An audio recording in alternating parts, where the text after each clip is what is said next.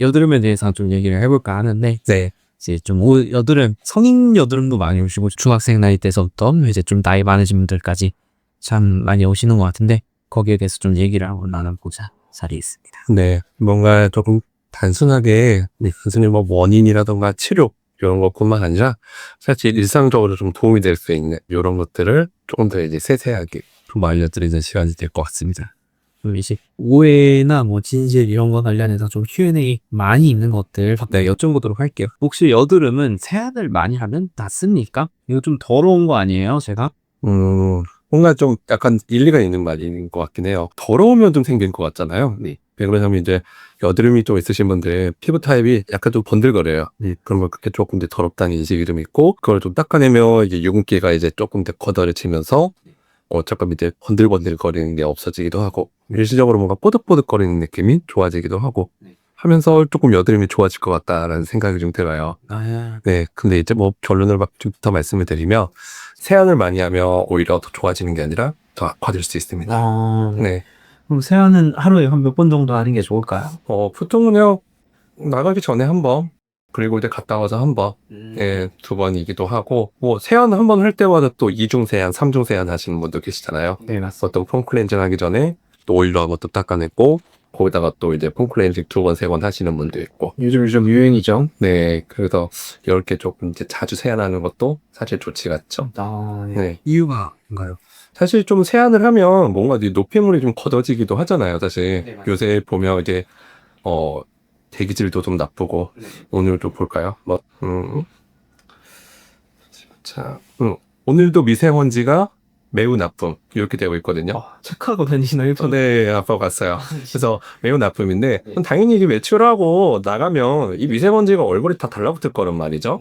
그럼 이제 세안을 하면 미세먼지의 노폐물들, 이런 것들이 다 떨어져 나가서 좋기는 한데, 문제는 이제 자주 세안을 하게 되면 얼굴에 보호막을 만들고 있는 지질막까지 다 이제 벗겨지는 거죠. 근데 이런 것들이 사실 이제 얼굴에 보호막을 역할을 하는 건데, 다 벗겨지면 어떻게 되냐면 우리의 어떤 피부가 굉장히 이제 건조하다는 신호를 조금 이제 만들어내요. 거기다가 이제 미상염증 반응을 일으키기도 하고, 결국에는 이런 염증 반응 때문에 여드름이 더 악화될 수 있다. 이렇게 좀 말씀드릴 수 있는 거죠. 자, 또 다른 오해. 야식 자주 먹으면 여드름이 좀 잘 생기나요? 음식이랑 좀 관련이 있죠. 음식이랑 좀 관련이 있나요? 근데 뭐 일단은 질문은 야식이니까 야식 먼저 한번 여쭤볼게요. 야식이랑은 좀 관련이 있나요? 야식이랑? 네. 하필이면 왜 과식이 아니고 야식일까요? 사실. 다들 이제 밤에 먹고 자면 얼굴도 붓고 네. 얼굴에 기름기도 많이 나오는 것 같다. 이렇게 많이들 여쭤보시는 것 같아요. 그쵸. 야식을 먹으면 또 약간 수면의 질이 조금 떨어지긴 해요. 잠 못 자거나 늦게 자거나 스트레스 받으면 약간 얼굴에 조금 이제 뾰루지라던가 여드름을 좀 덜 하잖아요. 그래서 사실 뭐 그런 것과는 되게 연관이 있긴 해요. 그 생각은 제가 좀 못 해봤네요. 네네. 그렇기 때문에. 보통 야식을 시키면 보통 이제 기름진 거, 튀김 같은 거, 그 다음에 이제 뭐 떡볶이야. 네. 이런 거 좀 자주 시켜 먹지 않습니까? 거기다 이제 족발. 네, 족발이 이제 막국수. 네, 이런 것들이 사실 조금 이제 여드름의 원인이 될 수가 있거든요. 여드름이랑 어떻게 연관이 되어 있는지 한번 좀 자세히 한번 알려드리겠습니다. 음식이 여드름이랑 좀 관련이 있다고 하셨는데 네. 어떻게 관련이 좀 있나요? 아까 말씀드린 것처럼 여드름 피부이신 분들 얼굴이 조금 번들번들거린다고 했잖아요. 그럼 옛날에는 사실 이제 뭔가 기름진 걸 많이 먹으면 그래서 이제 얼굴이 번들거린다 이런 오해들이 많았어요. 근데 사실 거의 뭐 상관이 없다. 이렇게 조금 말씀드릴 수가 있고요. 조심해야 될 거는 이제 그 당 있잖아요. 정제탄수화물이라던가 아니면 뭐 과당 이런 것들이 좀 많이 들어있는 달달한 것들, 그쵸? 네, 달달한 것뿐만 아니라 정제탄수화물 이런 것도 예를 들어가지고 요새 이제 유행하고 있는 뚜쫑쿠. 네, 뚜쫑쿠 좋아하십니까? 저 솔직히 말하면 딱 선호하지 않습니다. 왜 유행인지 솔직히 잘 모르겠어요. 저는 사실 굉장히 좋아해요. 진짜? 네네. 맛있기도 하고 거기 있는 그 크리스피한 식감이 되게 굉장히 좋아하는데, 사실 이제 뚜쫑쿠를 딱 먹으면 여드름이 과연 날까? 네, 이렇게 좀 궁금해하실 수 있잖아요. 네, 어떻게 생각하세요? 저는 딱 상관이 있을 것 같지는 않은데 네네. 근거는 없습니다. 그냥 그럴 것 같아. 크게 유의미하게 있진 않을 것 같다. 유의미하게 있지 않다. 근데 뭐 약간 상관관계는 조금 있을 것 같기는 해요. 반드시 그냥 뚜쫑쿠가 이제 여드름의 원인이다 이렇기보다는 이런 음식을 조금 피하면 좀 좋아질 수 있다 이렇게 생각을 하시면 될 것 같은데, 뚜쫑쿠 성분들이 보통 이제 초콜릿 들어가잖아요. 화이트 초콜릿 들어가고 버터 들어가고 피스타치오 들어가고 카다이프가 들어갑니다. 그 다음에 당연히 설탕이 들어가겠죠. 자, 그러면 이제 버터 많이 먹으면 여드름이 많이 날까요? 아, 유제품은 좀 관련이 있다고. 유제품은 맞아요. 근데 버터도 유제품이기는 한데 한번 정제가 된 거기 때문에 사실 우유랑 버터랑은 완전히 분리해서 생각을 하셔야 돼요. 아, 그런가요? 네네네. 따로 이유가 있을까요? 그건 조금 이따가 제가 설명을 좀 해드릴 건데, 근데 우유 얘기가 좀 나왔잖아요. 네. 우유도 사실 이를 먹다 보면 여드름이 유발이 될 수가 있거든요. 그 바로 이제 우유에 어떤 성장 연자 같은 게 들어있는 거예요. 우유라고 하는 게 이제 사람을 먹이라고 하는 게 아니라 보통 송아지를 먹이라고 하는 거잖아요. 맞습니다. 왜냐면 이제 성장을 잘 시키기 위해서. 근데 거기에 이제 IGF-1이라고 하는 어떤 성장 인자들이 조금 들어있어요. 네. 그럼 말 그대로는 성장 인자니까 이제 세포를 성장을 시키겠죠? 네. 그럼 이런 것들이 이제 IGF-1이 그대로 이제 몸에서 흡수가 되기도 해요. 그래서 흡수가 되면 여기 이제 영향을 받는 기관 중에 하나가 바로 피부의 피지샘입니다. 여드름은 결국에는 피지샘에 어떤 피지 분비가 많이 일어나가지고 그 과정에서 밖으로 배출하지 못하고 안에서가 저류되면서 염증이 일어나가지고 생기는 건데 결국에는 피지선의 증식과 피지샘의 어떤 피지 분비량도 관련이 있거든요. 네. 그 IGF-1이 네. 직접적으로 여드름의 원인이 될 수가 있긴 합니다. 아, 그럼 유제품이 좀 관련이 있나요? 관련됐죠. 그러면은 네. 저희 보충제 같은 것도 네. 이게 대체로 웨이 제품이라고 해가지고 유통에서 단백질 분리해서 많이들 하잖아요. 맞아요. 그런 것도 조금 관련이 있을까요? 보통 뭐 벌크업 하면은 등드름 나고 가드름 나고 막 이런 거 얘기 많이들 하는데 맞아요. 저는 이거 좀 할 얘기가 좀 있거든요. 그렇습니까? 네. 근데 원장님 보면 이제 네. 운동 매일 하시고, 오늘 몸이 굉장히 좋으시니까 잘 말씀해 주실 수 있을 것 같기는 한데, 뭐 사실 이제 영감은 조금 있기는 해요. 아, 웨이 이렇게 막 추출해낸 것들도 조금 관련이 있나요? 네, 맞습니다. 왜냐면 또 웨이 프로테인 같은 경우에는 사실 이제 몸에서 네. 흡수가 굉장히 쉽게 이제 가루로 되어 있잖아요. 네, 맞습니다. 네, 그러면 이제 문제가 어떻게 되냐면, 고기를 먹으면서 생기는 그 프로테인이랑은 좀 다르게 네. 이런 웨이 프로테인 같은 경우는 몸에서 빨리 흡수가 돼가지고 강하게 이제 혈당을 확 올리는 네. 이런 효과가 나타납니다. 그렇게 하면 결국에는 조금 이제 좋게 말하면 그냥 근육이 성장할 수 있게 어떤 성장 신호의 어떤 여러 가지 패턴을 통해 가지고 근육이 성장하기도 하고 그러면서 월컵이 되는 건데, 근데 문제는 이런 성장 신호가 피지샘을 직접적으로 증식시킬 수 있는 거죠. 네. 이 벌크업 후에 막 여드름 많이 났다. 음. 그냥 저는 좀 살이 쪄서 그렇다 네. 생각을 하거든요. 그것도 좀 맞는 말인 것 같긴 해요. 왜냐면 제가 귀지 같은 거 얘기를 할 때도 많이 말씀을 드리는데 제가 좀 가루 귀지였어요. 말랐을 때는. 근데 이제 살이 찌면서 이게 좀 왁시 이어로 좀 바뀌더라고요. 그러면서 좀 얼굴도 조금 원래는 이거보다 더 건조한 피부였는데 기름기도 좀 많이 나온 거. 뭐 원체 여드름이 있는 얼굴형은 아니라서 네. 여드름이 나진 않지만 이게 좀 확실히 있다. 이게 좀 살찐 거랑 관계이 점은 더 크다. 맞아요. 좀 비만이랑도 좀 연관이 있긴 해요, 사실. 네. 그리고 또 다른 거는 이 보충제 만드는 회사들을 믿을 수가 없다. 왜 그런 걸까요?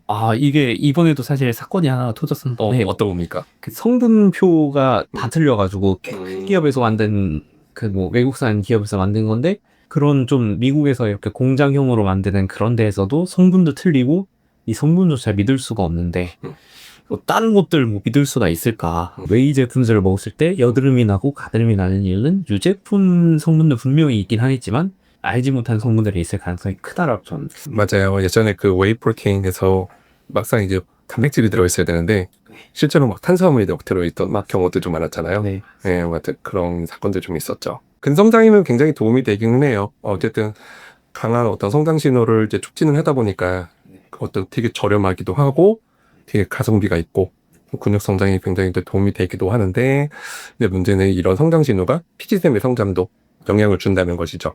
원장님이 이런 운동하시고 이런 제품은 드셔보셨죠? 지금도 드시고 계시나요? 저는 안 먹은 지 좀 꽤 됐습니다. 식사랑도 관련이 있다고 했는데, 네. 그럼 탄수화물 이런 거 먹으면 안 된다. 유제품 중에서도 뭐 버터 이런 좀 정제되고 뭐 이렇게 된 건 괜찮지만 공업화된 건 안 된다. 이런 식으로 말씀을 하셨는데, 그럼 뭐 저탄고지라든지 요즘 뭐 유행하던 저속노화, 뭐 또 뭐가 있을까요? 뭐 지중해식 식단, 뭐 이런 식의 식단을 하면은 여드름 치유에 조금 도움이 될까요? 그러니까 말씀하신 저탄고지랑 지중해식 식단이랑 뭐 저속노화 네. 이런 것들이 조금 이제 공통적인 게 하나 있잖아요. 대부분 이제 혈당 스파이크를 막는다 이런 건데, 결국에는 몸 안에서 뭔가 혈당 스파이크를 강하게 일으킬 수 있는 어떤 음식들을 먹으면 그 혈당을 빠르게 낮추기 위해서, 정상 농도로 낮추기 위해서 몸에서 이제 인슐린이 분비가 되고 그 과정에서 어떤 세포 성장 신호에 관여하는 IGF-1이라고는 아까 말씀드렸던 여러 성장 신호들이 증폭이 되게 되는 거죠. 결국에는 나중에 어떻게 되냐면 피지샘의 어떤 그 성장이라든가 증식 이런 것들에 또 영향을 주게 되고 그 과정에서 그 결과로서 결국에는 피지의 분비가 강하게 일어나는 거죠. 근데 저는 또 모든 사람이 그럴 것 같지는 않아요. 식단 지키기가 정말 힘든데 그죠. 나는 내가 저탄고지 한다고 우기지만 응. 제대로 안 하고 있을 가능성이 꽤 크거든요. 그죠. 그렇기 때문에 이게 네. 사람마다는 조금은 다를 것 같기는 합니다. 맞습니다. 사실 좀 다르다고 하는 게 네. 결국에는 좀 뭐 여드름에 뭔가 병태 생리를 좀 간단하게 얘기를 해보면 네. 뭔가 몸 안에서 만들어지는 그러니까 뭐 피부 안에서 만들어지는 피지선의 피지 분비량이 많아지게 되면 모공을 통해서 이제 원활하게 밖으로 배출이 돼야 되잖아요. 근데 이제 모공이 좀 막히게 되면 그 과정에서 주변 조직을 계속 팽창시키고 압박을 주니까 그 과정에서 이제 염증이 생기고 여드름이 생기는 거잖아요. 그 밖에도 조금 이제 각질이 조금 이제 많으신 분들 있잖아요. 피부 건조하게 두고 하게 되면 장각질들이 또 모공이 막히니까 피지가 또 밖으로 배출이 안 되니까 그 과정에서 또 여드름이 생기고 이러는 거죠. 사실 좀 복잡하게 말씀을 드리겠는데 사실 이런 복잡한 원인들을 한 가지로 그냥 하나를 이제 얘기를 하자면 사실 유전이죠. 맞습니다. 네. 유전적으로 좀 잘 먹히는 피부에 뭐 얼굴에 유전 쳤다고 얘기하듯이 뭐 이런 경우에는 여드름 잘 생길 수도 있죠. 라임이 너무 좋았습니다. 아, 근데 어쨌든 그 유전이 좀 맞아요, 사실. 왜냐면 이제 결국에는 피지샘의 어떤 피지 증식이라든가 각질이 많이 생기는 것도 결국에는 어떤 사람은 많이 생기고 어떤 사람은 안 생기고 하거든요, 사실. 맨날 야식 먹어도 피부 깨끗하신 분이 있고 그냥 조금만 뭐 잠 늦게 자거나 아니면 전날 뭐 술 한 잔 마시고 아니면 그냥 뭐 전날 그냥 잠깐 뭐 먹고 잤는데도 턱이라도 뭐 입 주변에 여드름이 나시는 분들이 있어요. 결국에는 이런 것들이 결국에는 유전으로 할 수 있는 거죠. 네. 그러면은 그런 유전성이나 이런 것 때문에 성인이 돼서도 뭐 여드름이 나타나요? 성인이나 또 그것도 다 유전 이런 것 때문인가요? 그렇죠. 결국에는 뭔가 학생 시절 때는 어떤 호르몬 변화 때문에 특히 이제 호르몬 중에 남성 호르몬 때문에 일단 피지선의 어떤 피지 분비량이 훅 늘어나는 시기인데 성인들 같은 경우에는 사실 호르몬의 영향을 좀 줄어들기는 해요. 드물게 당연히 있기는 하지만 근데 이제 호르몬의 분비라기보다는 보통 어떤 생활 습관에 의해 가지고 피지선의 어떤 피지 분비량이 딱 조절이 되는 거죠. 생활 습관. 그러면 이제 먹는 거를 제외한 다른 여드름이 많이 날 수 있는 생활 습관 뭐가 있습니까? 뭐 보통 이런 거 있지 않습니까? 뭐 늦게 자거나 스트레스 받거나 예를 들어 가지고 뭐 야근을 했어.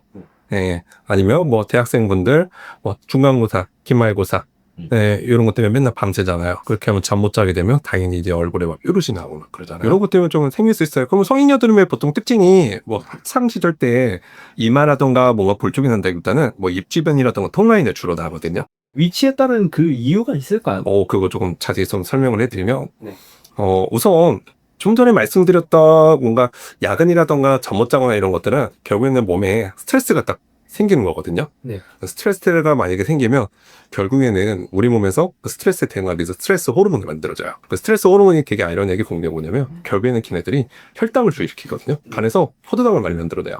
그럼 당연히 그 과정에서 포도당이 많이 만들어지면 혈당이 올라가니까 그 자치에서 또 인슐린이 만들어지고 아까 전에도 말씀드렸던 IGF-1이라고 하는 그런 성당인자가 만들어지고 그리고 피지선의 피지샘 증식도 일어나고 피지 분비량도 증가되고 네 이렇게도 합니다. 그리고 이제 또 스트레스 호르몬이 또 어떻게 되냐면 남성 호르몬 안드로겐 이런 것들을 좀 분비도 증가시켜요. 그러면 이 안드로겐이라고 하는 남성 호르몬이 피지선의 어떤 피지 분비도 증가시키거든요. 네. 그래가지고 이제 피지 분비량이 늘어나면서 여드름이 나는 건데 그 안드로겐이라는 호르몬이 잘 반응하는 데가 바로 그 입 주변에 그런 피부의 어떤 피지샘이라 그 말씀드릴 수가 있어요. 그래가지고 보통 성인 여드름 보면 입 주변이라던가 턱 쪽이 잘 나는 이유가 보통 이제 이런 것 때문에 그렇습니다. 그런 이유가 있었군요. 그래. 그래서 거기까지는 제가 좀 생각을 안 했고 그냥 긴장하면 인중에서 땀 나니까 그런 거 아닐까라는 생각 정도는 해봤는데 그냥 뭐 그렇게 생각해 보니까 뭐 가슴에 여드름 나고 등도 대체로 뭐 승모근이라고 하는 그쪽 부위에 많이 나잖아요. 이게 제가 운동할 때 드는 생각은 그쪽에 이제 안드로겐 리셉터가 맞아요. 네. 이제 남성 호르몬을 주입받는 외부적으로 주입받는 분들은 그 부분이 훨씬 커지고 또 여기 여드름 많이 나는데 그런 상관관계가 조금 있는 것 같습니다. 맞습니다. 거기에 이제 그 호르몬의 영향을 많이 받는 그런 그 피지샘들이 등 쪽이나 가슴 쪽에. 그래서 보통 뭐 등허리가 나는 게 아니라 여기 손 닿는 부위들이 많이 나타나요. 그죠. 원래는 그냥 평소에는 잘 안 나는 부위죠. 네, 맞습니다. 얼굴을 제외한 몸 쪽에서 나기는 되게 드물죠, 사실. 네. 성인들도 술 마시면 뾰루지 나죠. 네, 맞습니다. 원장님도 술 드시면 좀 뾰루지 좀 나십니까? 저는 광어는 스타일이 아니라 술을 그렇게 좋아하지 않아서 그렇습니까? 네, 좀 그렇게까지 먹어본 적이 거의 네. 10년 가까이 되지 않나. 그죠. 저는 술을 잘 못 마시는 스타일인데, 네. 그래도 조금 이제 회식이라던가 이러면 이제 제가 평소에 마시던 양보다 좀 많이 마시거든요. 네네. 그럼 이제 저도 이제 조금 나기는 합니다, 사실. 아, 네. 근데 결국 술도 여드름의 원인이에요. 술이 들어오면 결국에는 이제 몸에서 열심히 간에서 이제 그 술을 해독을 해야 되거든요. 네. 그것도 이제 간에 하나의 스트레스로 작용을 하는 거죠. 근데 아까 말씀드렸던 어떤 스트레스의 어떤 그 일련의 작용으로 인해 가지고 피지선의 어떤 피지가 분비가 되면서 여드름이 나기도 하고, 술 자체가 또 염증을 또 일으키기도 해요. 예, 활성산소를 만들어내기도 해가지고 결국에는 여드름을 더 심하게 만들어내기도 하죠. 결국 독극물이긴 하니까요. 그죠. 의학적으로 얘기를 하자면 독극물이기는 하죠. 맞습니다. 예전에는 뭐 술이 건강하다, 네, 이런 얘기도 많았었잖아요. 하루에 한 잔, 네. 와인 한 잔은 뭐 어쩌고저쩌고 이런 말들이 있었던 것 같은데. 네. 뭐 술이 건강하다고 하는 것들은 이제 별로 이제 의미 없다 얘기가 벌써 나왔죠. 한 잔도 안 좋다. 그러면서 여드름 얘기 왜 생기나 뭐가 안 좋나 이런 얘기도 했으니까 네. 어떻게 해야 되나 한번 얘기 좀 나눠보도록 할게요. 그렇죠. 여드름이 나면 이제 뭔가 이제 치료를 좀 해야 되잖아요. 네, 맞습니다. 네. 여드름이라고 하는 게 사실 뭔가 외모에 관심을 가지시는 분도 많잖아요, 사실. 네, 맞습니다. 저희 병원 이제 성인분들도 많이 오시는데 학생들도 많이 와요. 학생들도 많이. 네. 그리고 사실 좀 이른 경우는 보통 이제 초등학생도 오기도 하죠. 초등학생 고학년들부터 맞아요. 많이 나니까. 네. 그런 분들은 어떤 걸 할 수 있을까요? 뭐 약부터 얘기를 한번 시작해 보도록 하겠습니다. 네. 약이 좀 독하고 이거 이 나이 때 학생들한테는 처방 못 들어요 이런 얘기도 많이 듣는다. 그리고 이거 좀 독하고 오히려 피부에 쓰면은 아프고 따갑다 이런 얘기들 많이 하시는데 그런 거 관련된 얘기를 좀 해보겠습니다. 네. 많이 쓰는 약들이 뭐가 있을까요? 뭐 여드름 약을 보통 대표적으로 이제 두 가지 많이 쓰잖아요. 아무래도 여드름의 원인 자체가 또 피지선의 피지 분비가 증가되다 보니까 결국에는 그 피지 조절만 잘 해도 여드름의 치료가 되기도 하고 여드름의 어떤 원인을 억제하다 보니까 여드름이 덜 나게 하기도 하고 그런 거잖아요. 근데 좀 염증을 좀 심하신 분들은 항생제를 조금 써야 돼요. 네, 맞습니다. 네, 그래서 아무래도 좀 항생제에 대해서 거부감이 조금 있으신 분들은 이거 때문에 독하지 않냐, 이렇게 좀 많이들 말씀하시죠. 보통 그러면은 진짜 독하지는 않나요? 독하다. 우선은 항생제부터 조금 말씀을 좀 드릴게요. 네. 항생제 사실 뭐 독하다 이런 것들은 사실 어떻게 나왔는지는 참 이렇게 한번 이해를 한번 해보면 아무래도 좀 예전에는 항생제를 많이 남용을 했던 시절이 좀 있었잖아요. 네. 그러다 보니까 이제 내성이 생기지 않을까 이렇게 좀 걱정을 좀 하시니까 이게 결국에는 여드름약이 독하다 이런 오해가 좀 생기는 것 같은데 그러니까 보통 항생제를 무조건 쓰지는 않죠. 네, 맞습니다. 예, 화농석 심한 분 맞아요. 이런 분들만 사용하죠. 뭔가 이제 울긋불긋하고 얼굴에 전반적으로 조금 이제 여드름 개수가 좀 많고 농포가 많아가지고 뭔가 저 툭 치면 이제 고름이 터질 것 같으신 건데 그런 분들은 좀 항생제를 좀 복용하시는 게 좋거든요. 만지면 아프다 그런 분들한테 많이 쓰죠. 맞아요. 근데 이제 항생제를 당연히 이제 여드름 약에 치료하는 항생제 같은 경우에는 여드름균을 죽이는 뭔가 이런 항생제 성분도 있는데 사실 요것보다는 조금 염증을 확실히 좀 줄여주면 효과가 좀 훨씬 더 커요. 네. 그렇다고 해가지고 뭐 장기간 쓰면 당연히 내성이 뭐 자유롭냐 그런 건 아니거든요. 그렇기 때문에 여러 가지 약제를 같이 쓰면서 최대한 치료 기간을 단축시켜가지고 짧게 치료를 해서 끝내려고 해요. 그래가지고 항생제는 최대한 좀 짧게 쓰려고 하고 그러다가 이제 많이 좋아지면 이제 피지 조절제로 넘어가는 거죠. 근데 보통 이제 바르는 약도 같이 써요. 네. 바르는 약 같은 경우도 거기도 좀 항생제 같이 들어있는 것을 쓰기도 하고 아니면 이제 여드름균을 조금 이제 살균시킬 수 있는 살균제, 벤조일 페록사이드 같은 이런 것들을 좀 같이 쓰기도 하거든요.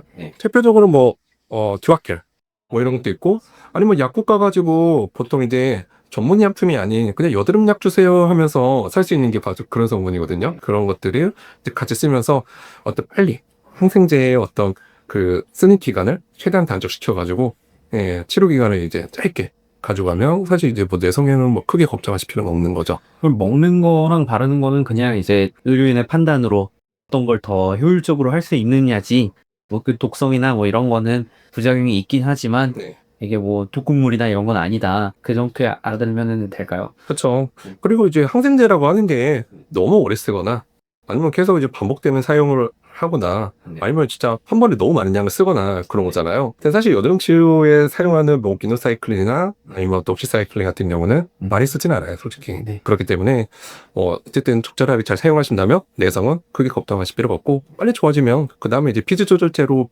바꾸거나 아니면 먹는 양을 끊고 이제 바르는 양을 이제 유지하는 수준으로 이렇게 하기 때문에 뭐 개성은 뭐 크게 걱정하실 필요 없다 말씀드릴 수 있습니다. 그럼 좁쌀 여드름에 많이 쓰는 뭐 레티노이드 이런 것들은 어떤가요? 아, 좁쌀 같은 경우에는 사실 이제 피지가 이제 밖으로 이제 정확하게 이제 분비가 돼야 되는데 모공이 막히다 보니까 안에서 절여가 돼가지고 네. 뭔가 조금 하얗게 뭔가 몽글몽글하게 좀 잡히는 거잖아요. 네, 맞습니다. 네. 그런 경우에는 뭔가 이제 압출을 통해 가지고 그냥 간단하게 제거하는 방법도 있고 아니면 그냥 연고를 바르면서 이렇게 하는 방법도 있거든요. 근데 사실 그 좁쌀 같은 경우는 화농성 여드름으로 진행되지만 않는다면 결국에는 그냥 둬도 좋아지는 경우가 많아요. 네, 맞습니다. 다만 이제 문제는 이제 그냥 두면 화농성 여드름이라든가 심한 염증으로 이제 할 수 있기 때문에 이런 것들이 좀 많으신 분들은 조금 치료를 하시는 게 좀 더 좋죠.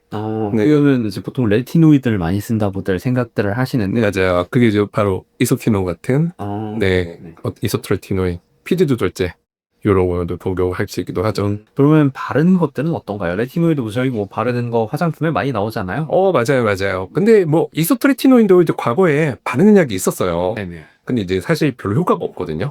네, 그러다 보니까 이제 시장에서 다 철수를 했는데 처음에는 나왔던 게 이제 1세대가 있고 그다음에 이제 2세대 건너뛴 다음에 이제 3세대와 4세대 이렇게 나와 있는데 근데 흔히 상품명으로는 지금은 이제 아크리프라고 하는 이런 연고를 좀 쓰거든요. 이죠. 네, 원장님도 뭐 아크리프 쓰시죠? 저는 씁니다. 저희 사실 밤마다 그냥 가끔씩. 사실 매일 쓰지는 않고, 네. 저는 그게 매일 쓰면 엄청 독하더라고요. 그거는 제가 설명드릴 때도 정말 조금 써라 하는데, 조금 쓰는 것보다도 조금 쓰는데도, 이게 자극이 있어서 한 걸로 하루, 아니 이틀 걸로 한 번 이런 식으로 사용하고 있습니다. 그럼 이따가 좀 홈케어 루틴으로 원장님이 조금 더 자세히 그에 대해서 좀 알려주시면 좋고 사실 이제 그 피지 화이트헤드 그 다음에 이런 좁쌀 여드름 같은 경우에는 뭐 그냥 둬도 좋아지기는 하는데 약을 바르게 되면 결국에는 빨리 좋아질 수 있게 어떤 피부의 어떤 성장 신호를 증폭을 시켜가지고 빨리 없어지게 이렇게 만들어주는 거잖아요. 그러면 이거 바르는 과정에서 아무래도 피부의 어떤 피부 세포의 턴오버 그러니까 세포 주기를 빠르게 하다 보니까 결국에는 조금 미세한 각질이 많이 생기잖아요. 네, 맞습니다. 네, 아크리크 바르면 그러니까 여드름이 전반적으로 이제 많이 쓰신 분들은 얼굴 전체적으로 각질이 확 일어나고 근데 이제 한 며칠 잘 발라보시면 사실 진짜 얼굴이 많이 깨끗해지는 게 한번 느껴지실 거예요. 얼굴이 좀 반딱반딱해진다는 느낌을 많이 받죠. 맞아요. 광이 난다고. 그죠? 화이트헤드는 걷어지고 네. 각질이 조금 많아졌다가 시간이 지나면서 각질이 자연스럽게 떨어지면서 얼굴이 조금 이제 깨끗해지게 변해지는 걸 볼 수가 있죠. 그러면은 레이저, 저희 병원에서 직접 할 수 있는 레이저들 어떤 게 있을까요? 피지선에 피지 분비량을 조금 줄일 수 있는 이런 레이저들이 좀 있거든요. 네. 그래서 이런 것들을 조금 주기적으로 받으면서 어떤 좁쌀 여드름이 반복적으로 조금 이제 있거나 아니면 이제 이런 분들한테 되게 좋죠. 꼭 얼굴 전체적으로 여드름이 있지 않은데 네. 어느 한 곳에만 조금 계속 나는 분들 계시잖아요. 네. 예를 들어서 뭐 이마라던가 완자라던가 헤어라인 쪽에 이렇게 조금 집중력을 한다? 그러면 그 부위만 여드름을 탕탕탕 쏴주면 사실 여드름이 나는 그 어떤 그 빈도라던가 그런 것들이 좀 많이 감소하는 이런 것들이 있죠. 결국 피지샘의 분비가 문제니까 네. 피지샘을 불활성화 시켜주기 위한 과정이다. 맞아요. 근데 이제 뭐 불활성화도 조금 어느 정도 좀 많기는 한데 사실 이제 피지샘이 이제 과학에 이제 증식이 되어 있어가지고 피지 분비량이 많아져 보잖아요. 네, 그 맞습니다. 증식된 어떤 피지샘의 어떤 사이즈를 좀 줄여지기도 하고 말씀하신 것처럼 활성을 좀 줄여지기도 해요. 그래서 어떤 결론적으로는 뭔가 여드름이 치료가 되면서 조금 더 약간 근본적으로 여드름의 원인이 여드름이 좀 덜 나게 해줄 수 있는 그런 치료이기도 하죠. 얘기를 해도 되나 모르겠는데 어떤 게 좀 제일 좋으신 것 같으세요? 아시는 거 있으세요? 뭐 많이들 하는 이제 포텐자 포텐자 이거보다는 좋은 건 없다고 생각하는데 이제 단적으로는 그것 좀 네. 침습적이니까 자, 아파서들 싫어하시죠. 그쵸. 근데 그거는 제가 볼 땐 베스트라고 저는 생각을 하는데 네. 그 포텐자를 딱 하는 그 맛이 좀 있는데 사실. 저는 네. 안 하는 입장 몇 번 당해봤는데 실험주의처럼 네네. 저는 아픈 거를 잘 근데 이 포텐자를 딱 하면 이제 사실 이제 미세한 침을 모공 쪽에 딱 넣어가지고 강한 고주파를 딱 때리잖아요. 과정에서 주변에 어떤 과하게 발달되어 있는 피지선을 파괴를 시키니까 피지선이 탁 나오잖아요. 네. 살짝 아프게, 뭔가 시술자 입장에서는 뭔가 약간 치료되는 느낌이 좀 나기도 해요. 이제 좀 실례지만 약간 변태좀비인 네.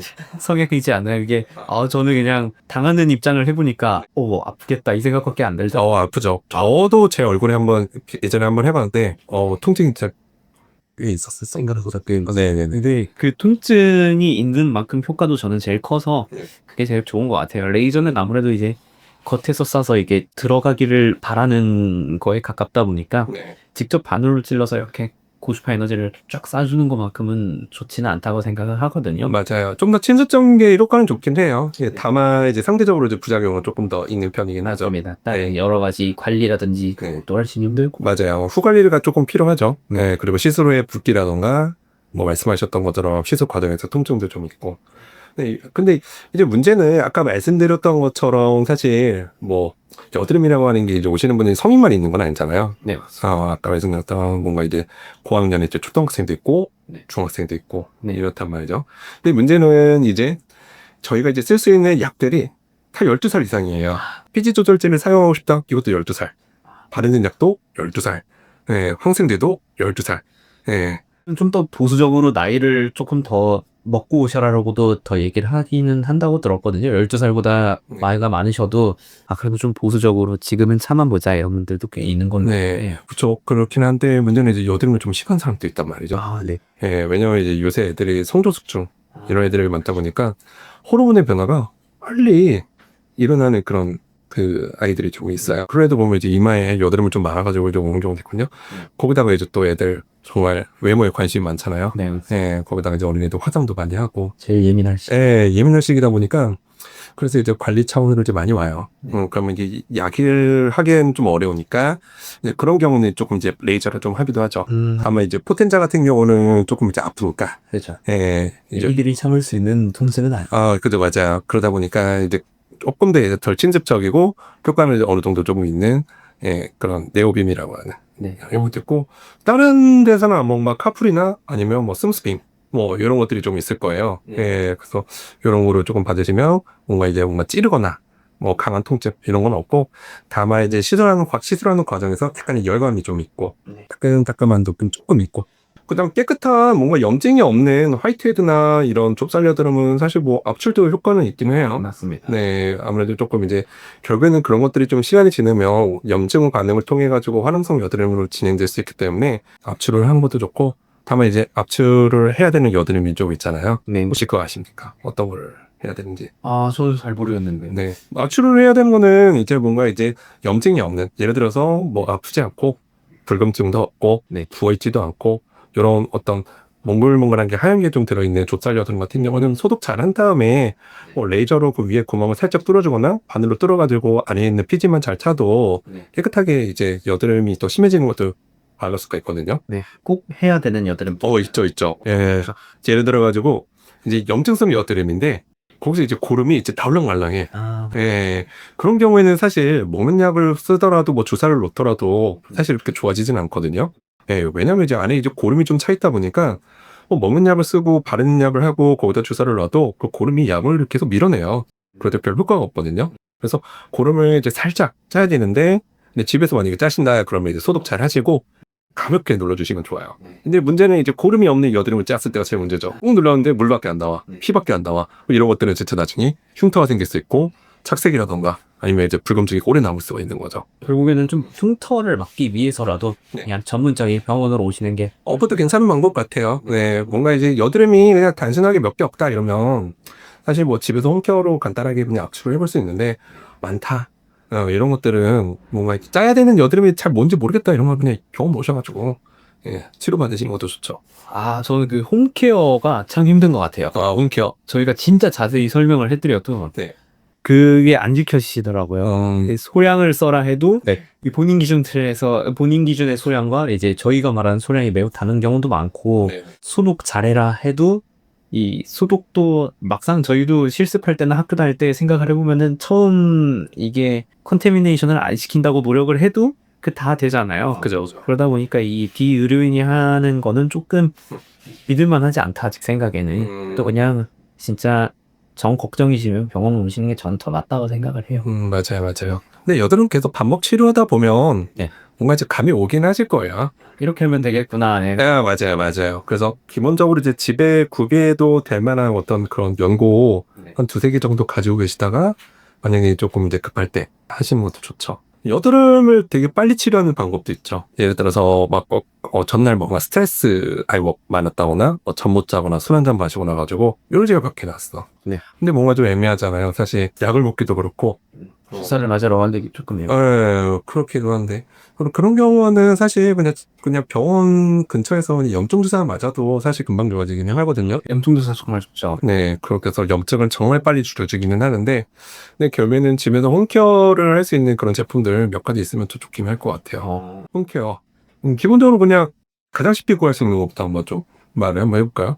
어떤 게 있을까? 우선 뭐 병원을 안 가고 이제 구할 수 있는 제품이 가장 좋겠죠? 약국에서 산 그런 항생제 바르는 거. 그거 괜찮은 것 같아요. 네, 그냥 집에 갖다 놓고 많이 쓰지만 않으면 살 것 같습니다. 염증성 여드름에는 괜찮은 것 같아요. 염증이 좀 있다? 그러면 뭐 후시닌이나 아니면 마데카솔 같은 거. 참고로 말씀드리면 마데카솔은 다이소 가서 파는 그 마데카솔을 바르시면 안 되고 조금 이제 약간 항생제 성분이 좀 들어있는 게 조금 더 좋습니다. 예, 그걸 받으시면 좋고 마데카솔이 조금 이제 염증을 좀 억제하는 효과도 있고 진정을 좀 시켜주기도 하다 보니까 마데카솔도 조금 더 염증이 좀 심한 이런 피부에도 어쨌든 그 염증을 가라앉히는 이런 좋은 효과들이 좀 있습니다. 전 좀 아이싱도 괜찮을 것 같아요. 결국 염증이다 보니까. 맞아요. 요즘 아이싱 제품들 잘 나오더라고. 네. 가정 홈케어 화장품용으로들 소독만 잘 하시면은 문제될 것 같지는 않습니다. 낮에서 살만 하고도 괜찮을 것 같고. 네. 그리고 뭐 약국 가면 이제 보통 이제 달라고 하는 그런 여드름 약. 네. 네. 사실 뭐 항생제는 들어있지는 않아요. 네. 예전에는 사실 그 쉽게 그냥 약국에서 구할 수 있는 일반 약품이었는데 크레오신 같은 거. 근데 지금은 이제 처방에서만 구할 수 있다 보니까 약국에서 구할 수 있는 여드름 약은 조금 한정적이긴 하거든요. 다만 여기에는 성분 자체가 조금 이제 얼굴에 장각질을 좀 제거를 해줄 수 있고 그 다음에 여드름균을 조금 성장을 좀 억제하는 살균 효과가 좀 있어요. 네. 그래서 이런 거를 조금 이제 발라주시면 좋은데 문제는 염증이 너무 심하거나 너무 울긋불긋하거나 하는 피부에다 발라버리면 오히려 더 자극이 될 수 있어요. 예, 그렇기 때문에 요거는 조금 이제 조심스럽게 발라주시면 되고 아니면 사실 때 약사 선생님이랑 잘 상담하셔가지고 예, 말씀을 하시면 정확하게 이제 복약지도 이런 거 잘 해주시니까 그렇게 사셔도 될 것 같고요. 자극이랑 각질 얘기해서 나오는 갑자기 든 생각인데 저희 아크릴즈 정말 소량 쓰라고 말씀을 제가 드리는데도 얼만큼 쓰시면 되냐? 저는 사실 펌프 한 번도 다 안 잡니다. 제가 솔직히 그 펌프 하나면 얼굴 전체에다 쓸 수 있는 거 아닙니까? 그렇게 해도 저는 제가 이게 확 올라와서 네네. 펌프 하나를 한 4분의 3 정도 누르고 하면 진짜 요만큼 나오거든요. 네. 그거 이제 이렇게 계속 해가지고 얕게 펴바른다는 느낌으로 해도 조금 자극적인 것 같아요. 맞아. 그러니까 이게 아크리프가 사실 이제 4세대 레티노이드라고 해가지고 가장 최신에 나온 어떤 좁쌀 여드름이라던가 이런 치료제로 사용되어 있기는 한데 확실히 좀 효과는 좋기는 해요. 좋긴 한데 문제는 자극성이 조금 확실히 좀 강하긴 해요. 네, 맞습니다. 네, 그래서 정말 소량을 짜가지고 저는 이렇게 얘기해요. 정말 소량 한번 펌핑을 하면 사실 이거 하나 가지고 진짜 병변 한 10개 이상은 바를 수 있는 거거든요. 최소한. 그 부분을 콕콕콕 찍어가지고 바르셔라. 전체 펴바르지 마셔라. 이게 아크리프를 펴바르시면 어떻게 되냐면 나중에 여기가 굉장히 시뻘개져요. 시작한 부위에서 엄청 빨개지죠. 맞아요. 특히 뭔가 이런 볼 쪽이라던가 볼 쪽에도 홍조 있으신 분들 네. 홍조 엄청 심해지고 특히 뭐 눈가라던가 이마는 조금 덜한데 입가 쪽이 진짜 붉은쪽이 너무 심해져요. 왜냐면 가뜩이나 좀 예민하고 맞아요. 잘 움직이니까. 네, 그래서 이걸만 콕콕 찍어서 바르라고 말씀드리는데 사실 좀 번거롭거든요. 가다가 이렇게 못 발라요. 그러네요. 살고 생각은 합니다. 네, 또 그 괜찮으신 분이 있거든요. 네, 저도 이제 바르다가 자극이 되게 심했는데 바르다 보니까 좀 적응이 되더라고요. 그렇게 해가지고 이제 막 펴발라요. 대신 어쨌든 잘 맞으면 복약지도 의사 선생님이나 약사 선생님이 어떤 복약지도만 잘 지켜가지고 바르신다면 굉장히 좋은 좁쌀 여드름의 치료제다. 이렇게 말씀드릴 수 있을 것 같아요.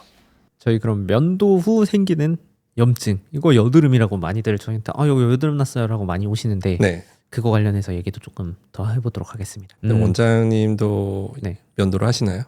저는 네. 레이저 제모를 일부분만 받고 네. 너무 아파서 포기를 해버려가지고 아, 한 7, 8회 이렇게만 받아서 오늘 면도를 안 해가지고 보일 네. 수도 있는데 그래 진짜 뭔가 네. 털이 거의 없으시네요. 근데 그냥 7, 8회만 받아도 제가 네. 원래도 털이 많은 스타일은 아니어가지고 네.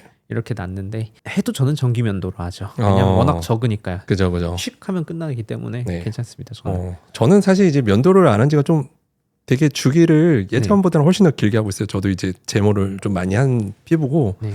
그러다 보니까 이렇게 됐는데 저도 이제 제모를 하기 전에 이제 면도를 사실 매일 했거든요.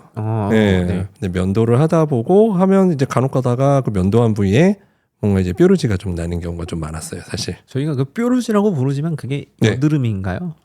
사실 좀 모낭염에 가까운 것 같아요. 아, 모낭염이라고 네. 하는 게 맞죠. 그죠. 네. 근데 이제 모낭염이랑 여드름이랑 이제 생긴 거는 되게 비슷해요. 뭐 네. 그죠. 결국에는 이렇게 피지처럼 이렇게 나온 거기는 하니까요. 맞아요. 뭔가 네. 이제 볼록하게 이제 툭 튀어나와가지고 염증처럼 뭔가 이제 생기는 건데 네. 되게 뭐 사실 뭐 한 끗 차이거든요.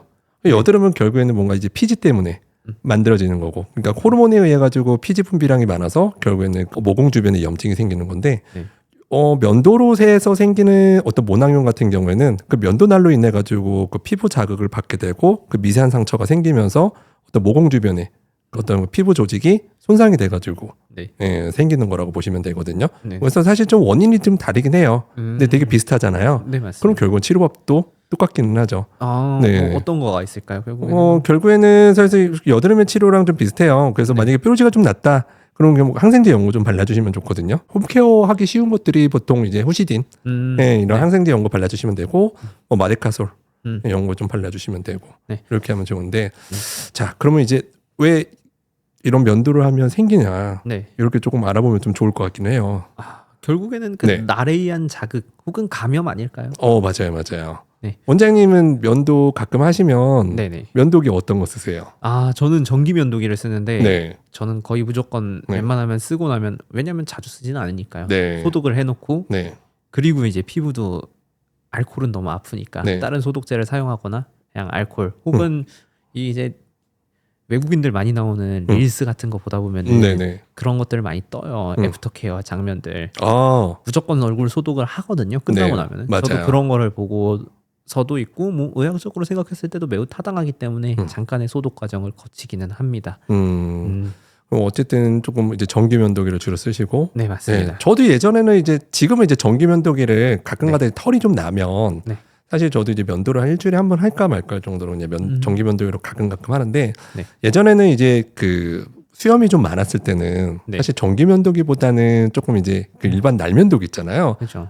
질레트 같은 거. 아, 요런, 털도 굵고 하시면은 예. 전기 면도기로 택이 없거든요. 잘 안 되거든요. 뭔가 좀 되게 깔끔하게 깎이잖아요. 네, 맞습니다. 깎이면 이제 좋기는 한데 문제는 조금 이제 잘 깎이는 것도 결국 그게 단점이 되기도 해요. 피부도 깎이는 느낌이 예, 있죠. 피부 살짝 약간 미세한 손상도 일으키다 보니까 네. 그 과정에서 염증이 생기기도 하고 미세한 상처가 생기면서 그 과정에서 이제 감염이 생기기도 하고 그래서 이제 모낭염이 조금 생기기도 하죠. 결국에는 여드름은 아니지만 네. 치료는 똑같고 네. 과정은 약간 다르다. 네. 이렇게 좀 해석하면 되겠네요. 그죠. 그러면 이제 모낭염이 조금 이제 덜 나게 하는 방법도 좀 있겠죠. 네, 맞습니다. 뭐 소독을 한다든지 소독 되게 중요해요. 소독을 한다든지 뭐 네. 아니면은 저자극으로 한다든지 네. 결국에는 나를 사용하면 어쩔 수 없이 자극은 어쩔 수가 없으니까. 맞아요. 네. 되도록이면 사실 이제 전기 면도기를 쓰는 게 좋기는 해요. 네. 전기 면도기 자체도 자극이 있는데 네. 날은 얼마나 더 심하겠어요. 맞습니다. 그래서 전기 면도기를 조금 쓰는 게 자극이 좀 덜하니까 확실히 좀 면도로 인한 어떤 모낭염이 좀 덜 생기기도 하고, 그리고 이제 일반 면도기를 조금 쓰신다 그러면 조금 이제 애프터케어 같은 거 좀 잘 해주시면 좋아요. 피부 네. 진정 잘 해주시고, 그 다음에 이렇게 미세한 상처가 좀 보인다 그러면 이제 연고 잘 발라주시고 이렇게 좀 하시는 게 제일 좋고요. 네. 조금 더 뭐 근본적인 치료를 하고 싶다 그러면 이제 그 부위에 뭐 제모를 하셔도 좋고. 레이저 네. 제모 정말 좋죠. 네, 맞아요. 저도 이제 제모 같은 경우에는 한 20번을 넘게 했거든요. 근데 거의 이제 뭐 털의 수염의 한 95%? 8%까지는 없앤 것 같아요. 결국에는 그 면도를 하는 네. 그런 행동 자체가 없어지니까 사실 이제 모낭염이 이제 생긴 지도 꽤 오래됐어요. 사실. 네, 예전에는 정말 자주 생겼거든요. 네. 네, 그래서 뭐 제모 같은 거 좀 하시면 확실히 모낭염이 생기는 분들, 이런 분들은 확실히 좀 근본적인 좀 어떤 해결책이 될 수 있다. 이렇게 말씀드릴 수 있을 것 같아요. 우리나라 제모는 워낙 많이 하시니까요. 네네. 털 있는 걸 그닥 선호하는 문화는 아니니까요. 그죠. 네. 자, 그러면 저희 꼭 하지 말아야 될 거, 금기사항 관련된 것도 한번 얘기해 보도록 하겠습니다.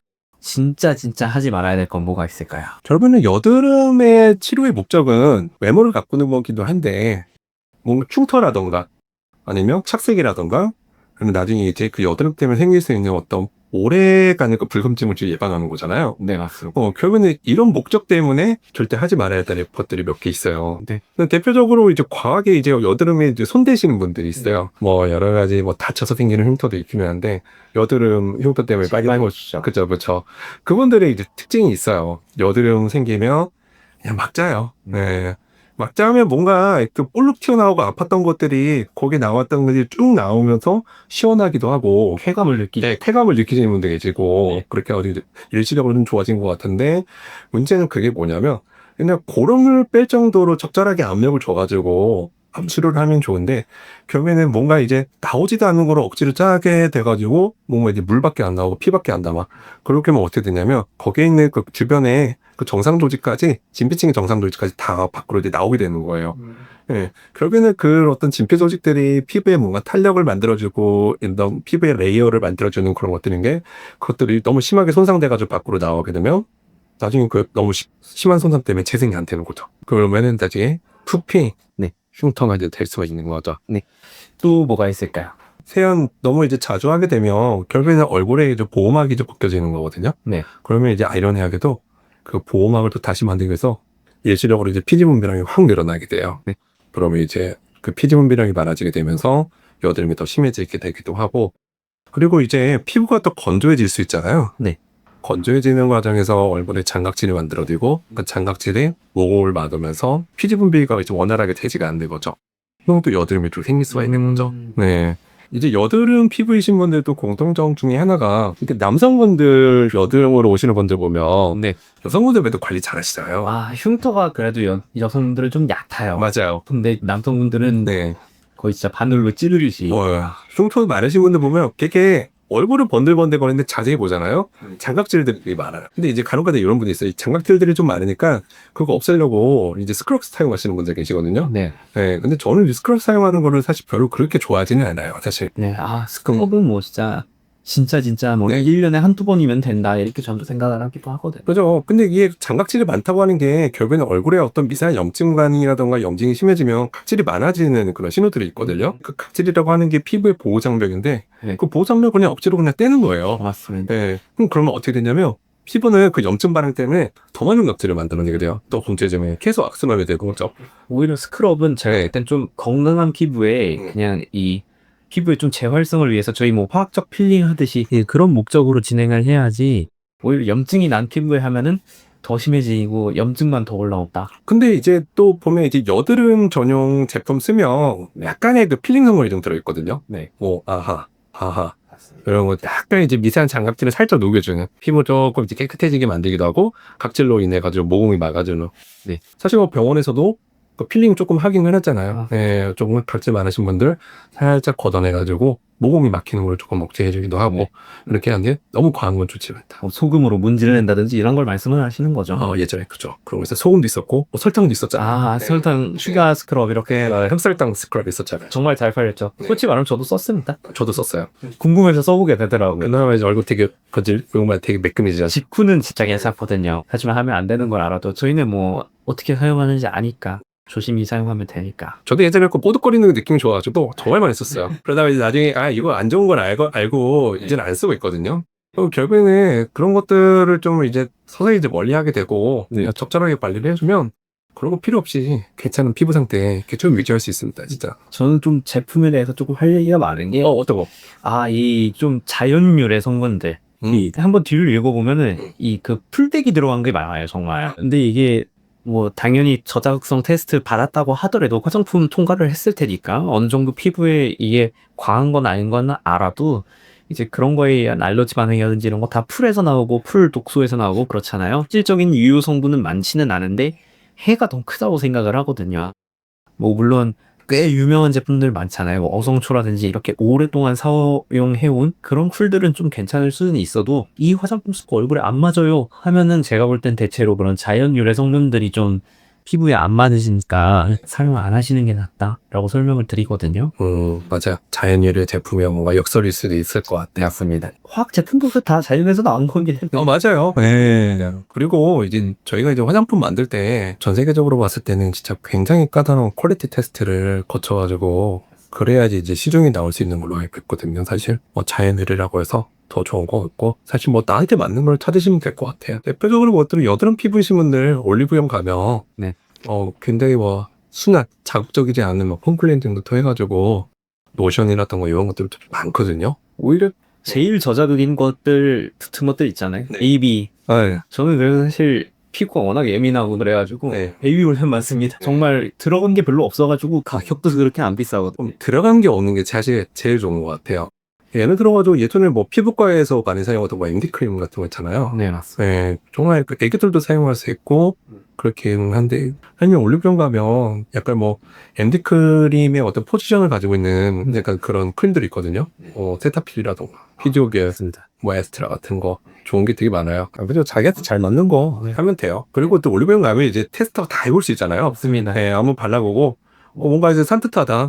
네, 그리고 뭔가 제대로 보면 향이 안 나는 게 좋겠죠. 네, 맞습니다. 그래야지 이제 몸에 안 들어있으니까. 그냥 향수로 충분하다. 그래서 저는 향은 향수로 충분하다. 예, 저도 같은 생각입니다. 네. 그래서 최대한 안 들어있고 순하고 너무 번들거리지 않은 거. 결국에는 이제 모공을 막으면 안 되니까 약간 좀 유분기 있는 것보다는 조금 이제 크림이나 오일리한 것보다는 조금 이제 로션 타입으로 이렇게 해가지고 바르는 좋겠습니다. 네, 저희 오늘 이제 여드름에 대해서 뭐 시작부터 끝까지 뭐 하면 되고 안 되고 어떤 거 해야 좋은지 먹는 거 다 얘기를 한번 해봤는데 네. 그럼에도 좀 궁금한 점들 좀 많이 있을 것 같습니다. 저희 그런 거 댓글에 남겨주시면은 저희들이 이제 꼼꼼하게 답변도 해주고 Q&A도 할 테니까 그런 거 가져보도록 하겠습니다. 오늘 정말 감사했고 여태까지 엘성일까였습니다. 감사합니다. 네, 감사합니다.